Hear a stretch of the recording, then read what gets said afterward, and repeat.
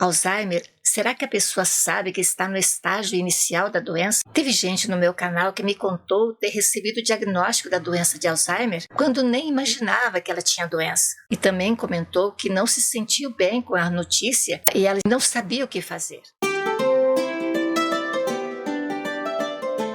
Boas-vindas! Que bom que você está por aqui e se preocupa com o modo existente de ver a doença de Alzheimer como se fosse um estigma, um demérito no seu corpo. E você sabia que existe a previsão de que os casos da doença de Alzheimer no Brasil e na América Latina aumentem 200% até o ano de 2050? Pois bem, na primeira e segunda parte deste vídeo, veremos histórias de mais pessoas que foram diagnosticadas com o primeiro estágio da doença de Alzheimer. E na terceira parte, você conhecerá o que aconteceu com o meu pai. Vamos então à primeira parte, onde vou falar para você como acontece o primeiro estágio. Lembrando que existem diferenças entre as pessoas, dependendo da história de cada um. E se elas, apesar de diagnosticadas, podem continuar independentes, seguindo e realizando as suas atividades. Nesse primeiro estágio da doença de Alzheimer, embora já possa ter danos do cérebro, se já começou o desenvolvimento da doença, a pessoa vai continuando as suas atividades. Por exemplo, se eu sou filha de um pai que tem Alzheimer, achar melhor ver com os profissionais da saúde se eu tenho Alzheimer, se eu quero um diagnóstico e se eu não procurar.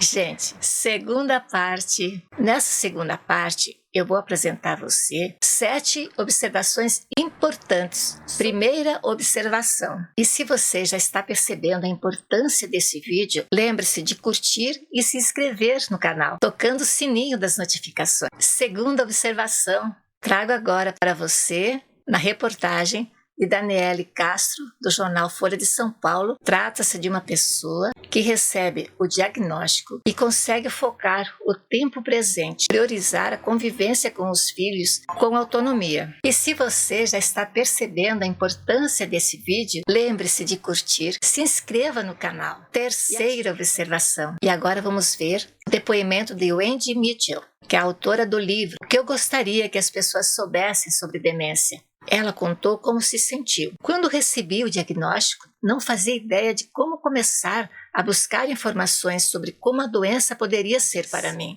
Ouvi falar que existem pessoas que não querem ir a uma consulta médica para receber um diagnóstico. Quarta observação. É o caso citado pela Folha de São Paulo, mediante Daniele Castro, sobre a senhora Maria Martiano Brito, que explica: essa notícia, quando a gente recebe, tem aquele choque, mas o médico me deu remédios e faço tudo sozinha. A parte mais interessante, entre as demais, é como nos preparamos para encarar doenças como a doença de Alzheimer. E a depressão é aquela que é apontada como aquela que prevê a demência precoce. Sexta observação. E os não diagnosticados? A preocupação da medicina é grande com o fato de que existe uma enorme faixa de pessoas que ainda não foram diagnosticadas, embora estejam com a doença. Mas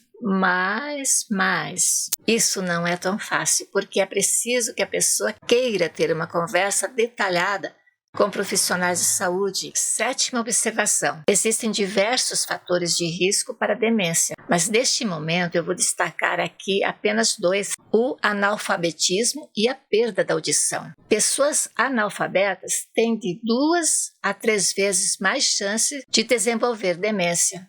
A perda de audição. Caso a perda auditiva não for tratada, ela pode agravar a doença de Alzheimer. E agora a terceira parte, sobre o que aconteceu com meu pai, independentemente se estava no início ou no fim do primeiro estágio. Relato aqui a síntese de 2 experiências bem significativas que só ele sabia como era na sua forma de ser. A primeira experiência dele ocorreu quando, num dia, recebeu visitas em casa. Enquanto eram cantadas canções do seu repertório e se recordavam de fatos do passado, meu pai, que se propunha relembrar de um dos fatos, de repente esqueceu da frase seguinte. E eu achava que era por causa do envelhecimento natural, mas em casos como esse, alguém da família prosseguia com a frase. Aí ele lembrava e engrenava de novo. E agora a segunda experiência foi bem interessante, vou contar para vocês. Então, foi acontecendo um dia em que eu fui com ele para uma consulta médica. E daí quando a gente chegou lá, na porta, porque ele era uma pessoa que quando chegava nos lugares,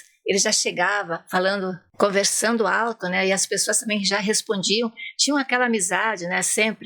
Só que como ele estava assim um pouquinho mais esquecido daí, quando ele chegou na porta do consultório, ele não conseguia falar nada, sabe? Ele olhou assim com aquela coisa de falar e as palavras não saíram. E daí ele perguntou para mim bem baixinho, né? O que vamos fazer agora?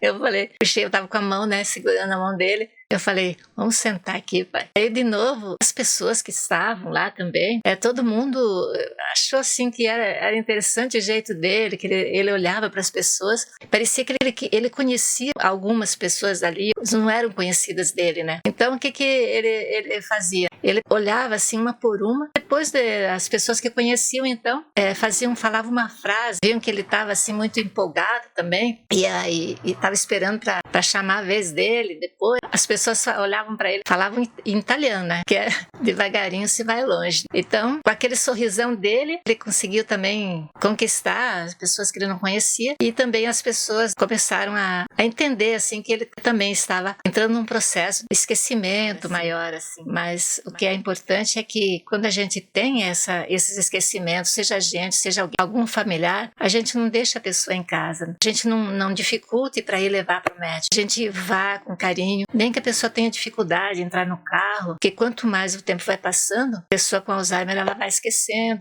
Mas também a gente pode ter umas palavras mágicas, assim, quando ele está difícil de conversar com ele, com a pessoa, o que você pode fazer? Lembrar aquelas palavras-chave, quando ele ainda não tinha a doença de Alzheimer, né? E isso eu acho que pode ajudar bastante. E aí, gente, depois de chegarmos até aqui falando sobre o primeiro estágio da doença de Alzheimer, o estágio 1 ou fase 1, lembremos com alívio de que esse estágio é um dos menos complicados. Dá para fazer muita coisa ainda. Muita coisa pode ser feita pela pessoa que ou já tem um diagnóstico da doença de Alzheimer ou está buscando esse diagnóstico. No momento, estou me fortalecendo de uma fratura lombar desde 2 de abril de 2023. Ainda dói ao tentar alguns movimentos, mas estou conseguindo postar a cada 15 dias. Não é o ideal, a gente sabe, mas é provisório. Logo que eu melhorar, tudo voltará ao normal. Agradeço a quem continua me incentivando com o canal e participando dos meus vídeos. Continuo levando alegria e informações que podem lhe inspirar.